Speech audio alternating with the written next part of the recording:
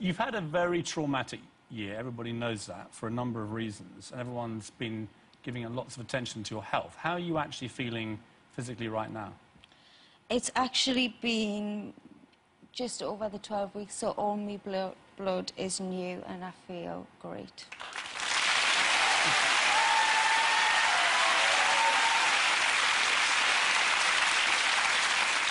Are you back to your fighting best, do you think? Are you feeling 100%?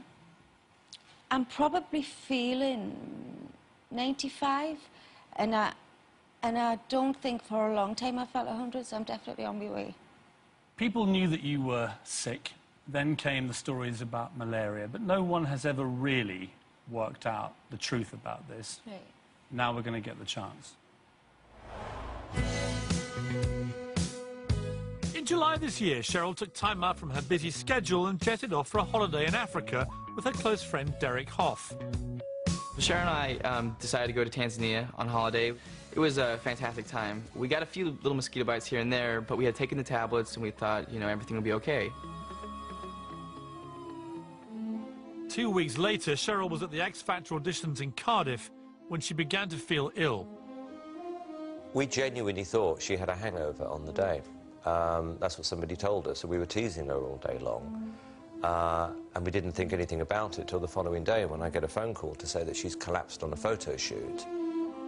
When I arrived at the photo session, I could tell she was so weak, she was grey, and for some strange reason I thought her face looked a bit puffy.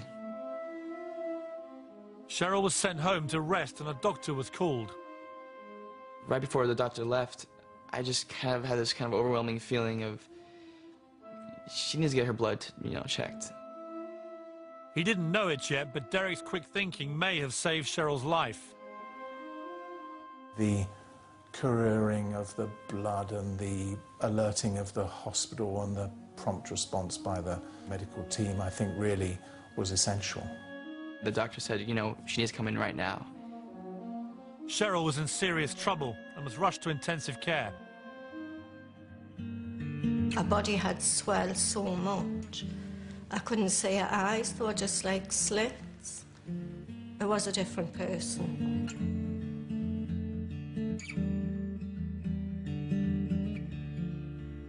Tests confirmed doctors' worst fears. Cheryl had malaria.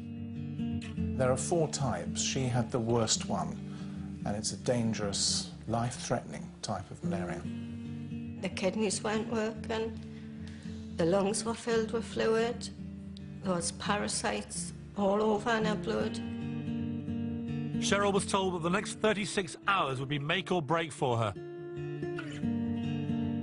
She was deteriorating all the time.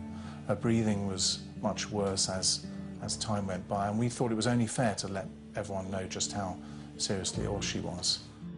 I remember Cheryl saying, you know, am I going to die? And I remember the doctor coming up to her and saying, there's a possibility. I don't know how somebody copes with the fact they might die.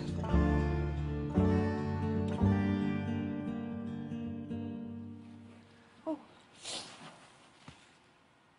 I suppose the obvious question is, when the doctor said that to you, that there was a possibility you might die, I mean, what was going through your mind?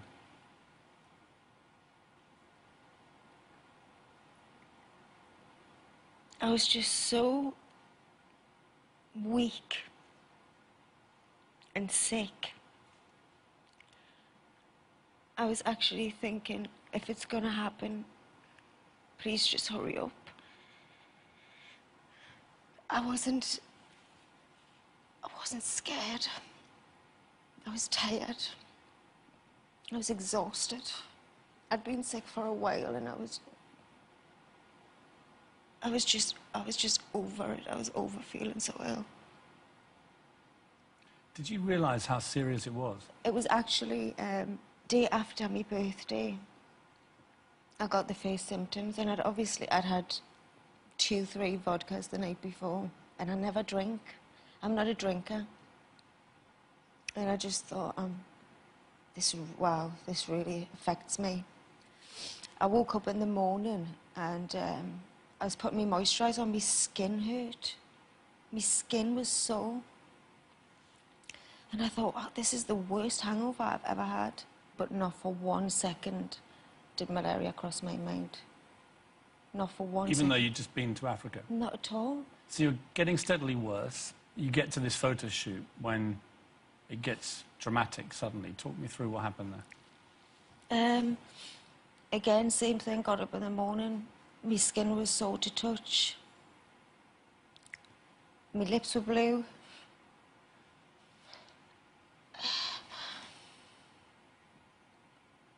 And I was drenched. And I got to the photo shoot and the girl I work with, who knows me more than anybody, said, this is not right. We need to schedule some time off.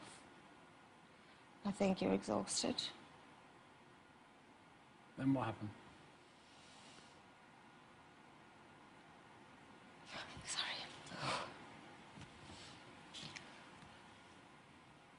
Wait there, 1 second. God, I really don't want it to be morbid. I really don't want it to be like this. But I think people are realising, probably for the first time, how Right. serious this was. It's only 12 weeks ago. It's very raw. Do you remember the moment when you collapsed? I'd been really excited to do the photo shoot. It was for Vogue. And they'd flown a photographer in from New York and dropped him at the wrong airport. This is what I remember specifically. And he'd driven 3 hours to get to the photo shoot. And they were saying to me, go home, and I remember thinking, this poor guy, he's driven, he's had a terrible time getting here, driven all the way here. I said, just let me lie down for an hour, I'll be okay. And that was it. I was out like a light. I did the photo shoot. And I went home, and that was the night. That was the night.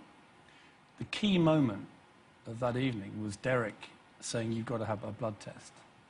And what has become clear from interviewing your doctor is that if he'd not done that, you may well not have survived. So effectively, Derek saved your life. Well, absolutely.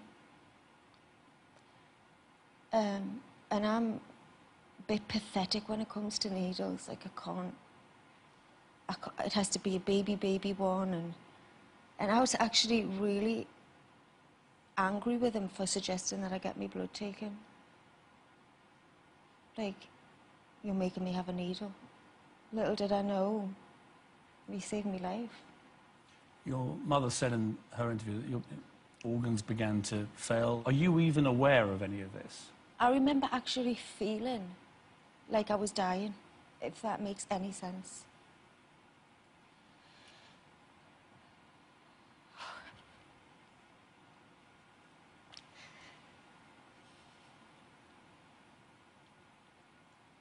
And I just wanted to know the truth, was I? And out of all that, that's what I remember asking. It's a cliche, but does your life flash before you in a moment like that? What are you thinking? Your family around you? It doesn't seem real. It's very, very surreal. And my mother never showed me her emotion there and then. She was strong. And I think there was a point I said to her, what they laugh about now, you make sure you get someone here tomorrow to write my will. You said that? Yeah, and I remember thinking to myself, my sister can have that. I know it's like, now looking back, it feels very surreal, but at the time, it seemed like almost matter of fact. Did you feel ready to fight then? I was too tired. I was tired. I can't even describe to you. It's not like you feel. You were completely in a complete breakdown of exhaustion. Exhaustion. And I'd been ill for a few days. There's only so much of that you can take before you start thinking, okay, enough. And I remember as I was getting better, and me oxygen was open, everything was improving, thinking to myself, God, I don't know how other people with other illnesses can be so sick all the time. And aren't I so lucky that in 10 days' time this is going to be gone for me? But there's people out there that are seriously ill and feel this physically tired and ill most of the time. You owe a lot to Derek. Yeah. I mean, pretty amazing thing that he did. Just his instinct probably saved your life. Yeah. That's a pretty good friend to have. He's an amazing, amazing person. And I can never repay him for that. That's my life.